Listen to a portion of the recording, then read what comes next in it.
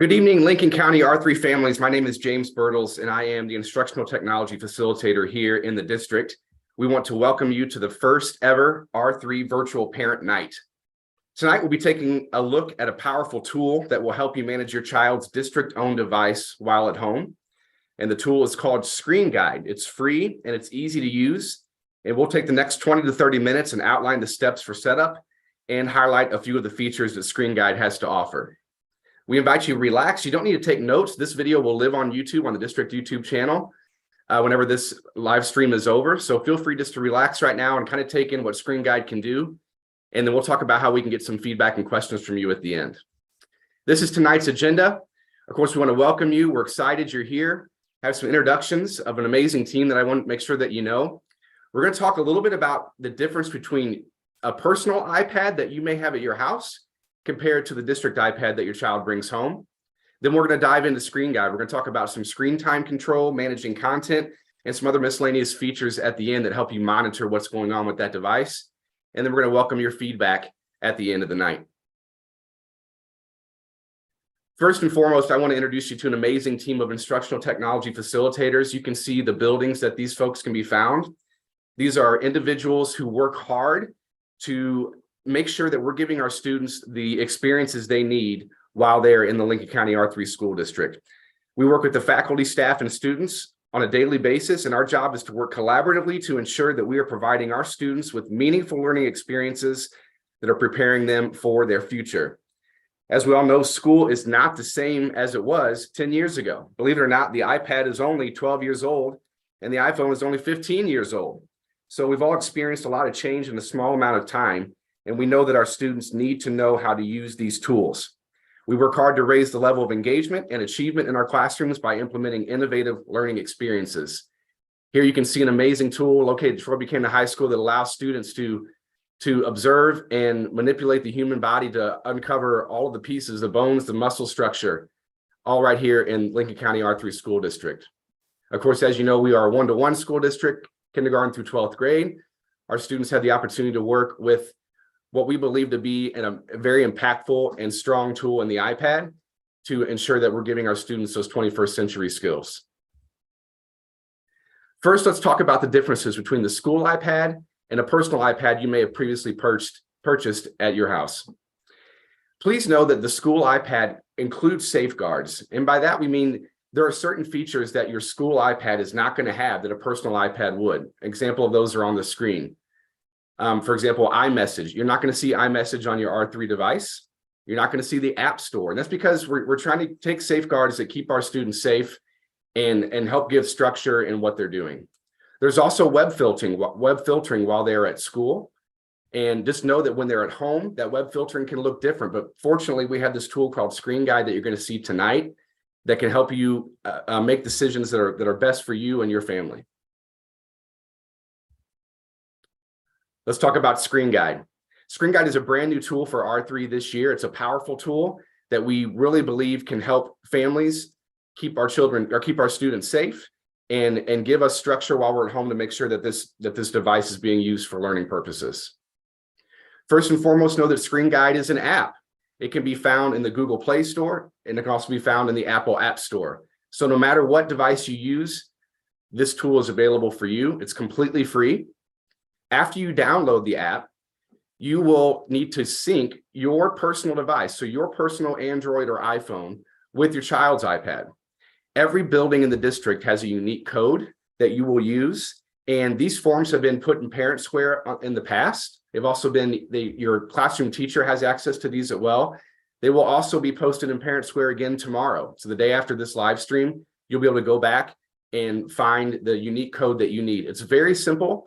We've all worked through the process here as in the instructional technology team. Very simple, following the prompts, and you will have to be able to manage your child's R3 device. When you get there, you will see your child's name and you'll see your name. Now, of course, these have been taken off of this particular screenshot for privacy reasons, but you will be able to see everyone that's in your family whose device you are managing. It's very easy to add additional guardians. There will be another code that will be specific to your family that can be shared via email. It can be shared via text message. Very simple to do. Again, just follow those prompts after you get your school's unique code, and you'll be ready to roll.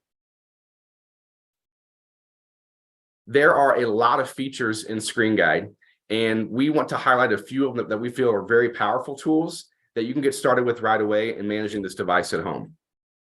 We're going to talk specifically first about screen control.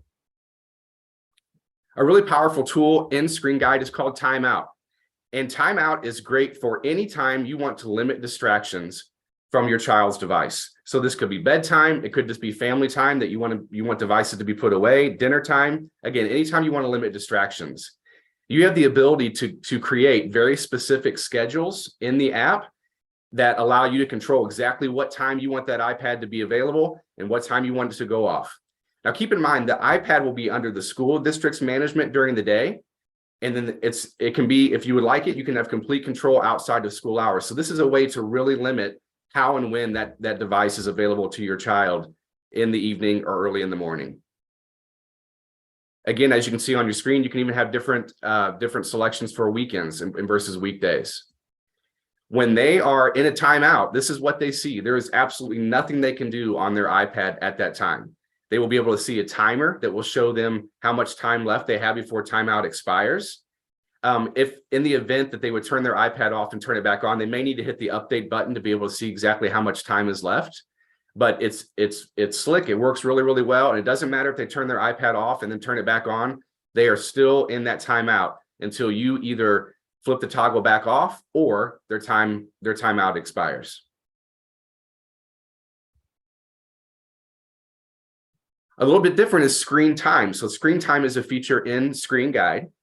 And this allows you to say, you know what, over the course of this day or the course of this week or this weekend, I want my child to be able to access their iPad for X amount of time. So maybe you set this up on a Saturday, and between Saturday and Sunday, you want your child to be able to have 2 hours of time. This will keep track and count down anytime they're using their device. It's up to them to hit pause whenever they're putting the device down. And when they hit pause, they can't do anything. Again, they get that lock screen that puts them in a place where they're not able to access anything on their device. When they unpause, that time starts back up. So this is a great way just to kind of keep some general guidelines and some general structure into how your child uses their device at home. When screen time is activated and apps are gone, this is what they see. So there is nothing that they can do at that time except for what's on the screen. Now, the thing is that most of the pieces you see on the screen right now are URL links that would not work, because at this point, Safari would be taken away and there's absolutely nothing the child would be able to do with their device at that time. They can hit the ScreenGuide app that you see up there on the top to kind of get an update of where they are with their timeout or with their screen time limits. But in general, the iPad is pretty well shut down until you change that setting. We also want to take this time to, again, thank you for showing up tonight. Thank you for hanging out with us. You are free to leave some comments. If you have any questions that we can answer, there's a great team of people here with me this evening that are taking care of comments and questions, and we're happy to answer any questions you may have. Let's talk about content. So as I said at the beginning, when your child is at school, their device is filtered. So that helps us keep our students safe and make sure that we're using our devices for instructional purposes. When that iPad comes home and is on your Wi-Fi, ScreenGuide is going to be a great way for you to ensure that the web content that they're accessing meets the standards that you have for your family. One great way is called App Lock. So within ScreenGuide, there's a tool called App Lock that you can turn on, and you can see, again, time there on the left-hand side. Maybe this could be for 6 hours, 5 hours, or until you say otherwise. Only that app will work during that time. So in this particular example, this parent chose to use App Lock and lock their students into Canvas. So that is the only tool they could use. You will need to give yourself some grace as you learn ScreenGuide, because there may be pieces that you don't think about at the time. For example, in Canvas, if there are URL links that the teacher wants their students to go to, if Safari isn't allowed, then those links may not work. So just kind of think through those things. It's possible that the first couple of times you use these, it may not work exactly how you're thinking, but just think about your workflow and your process. There may be some other tools you have to allow at those times in order for the child to be able to access all the pieces they need. App Lock is a great tool. When we're thinking about web content, there may be websites that you want to always block. So for this example, this parent decided to block YouTube. So maybe your child is staying up late and they're wasting their time or not being productive with their time on YouTube. You can say, you know what, YouTube is blocked right now. So that would leave other websites open that the student could head to in order to get their work done. But any website that you add in always block, exactly as it said, is always going to be blocked. So that's a great way, anytime that you have something that, again, thinking about time management or family time, those things, always block can be a great tool for you.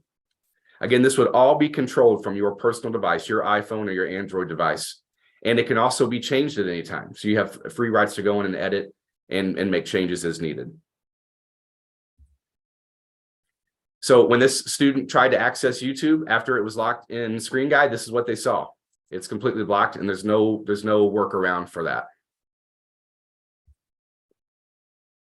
Let's talk a little bit about monitoring. So how can I kind of look and see what's going on in my device, what my student has been accessing in the past, where they're spending their time. A really great feature, a strong feature in ScreenGuide is remove passwords. So as we all know, on our devices, on our iPhones, on our iPads, we can set up codes that keep that device locked until that code is put back in. This allows you, no matter what, if your child has a lock code on their iPad, you can erase that code and have access to their device at any time.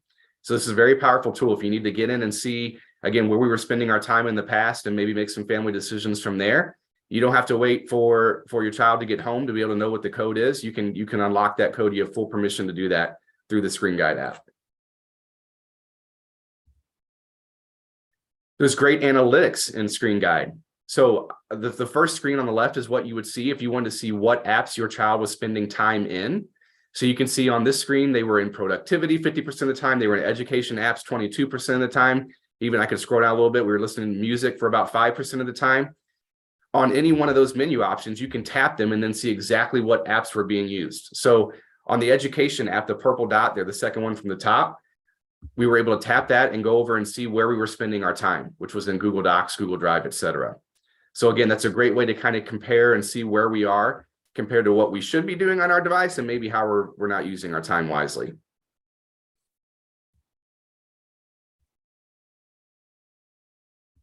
Families, again, we sincerely appreciate you joining us this evening. We know that time can be tough to find. So our hope is to be able to use virtual parent nights in the future to meet needs and answer questions that you may have. And this is your opportunity to do that. We're asking you for feedback. If you have another device close to you that you can grab, you can scan this QR code. It's going to ask you a couple questions about tonight's event and also ask for some updates or ask for some advice of where you want to see parent nights go in the future. So please let us know, give us some feedback. You're also going to see the link pop up in the chat. So you can click there. Again, this video will live on YouTube after this live stream is over. So if you're not able to grab your device at the moment, no worries. You can come back and scan this QR code at a later time. We'll probably leave this open for a week or so. Again, please provide us feedback. Provide us your thoughts of where you'd like to see virtual parent nights head in the future. Also want to say again, the code for your child's building, the building specific code, will be available on Parent Square tomorrow. It's also been posted a couple times since the beginning of the school year. So if you can go into your Parent Square app or go into your Parent Square portal on your computer and search for ScreenGuide in the search menu, you should see a post or a couple posts that include all the directions you need to set up ScreenGuide. You can do that this evening. Again, we want to thank you for joining us this evening. We look forward to seeing you in future virtual parent nights. Please always don't hesitate to reach out to your child's teacher with any questions or comments, concerns you may have. We work hard every day to keep our students safe. That's our #1 priority. So we want to balance our tools, but #1, keeping our students safe. And we think that ScreenGuide is a great tool for us as a partnership to ensure that our students are staying safe. We wish you a great rest of the week. Have a great weekend.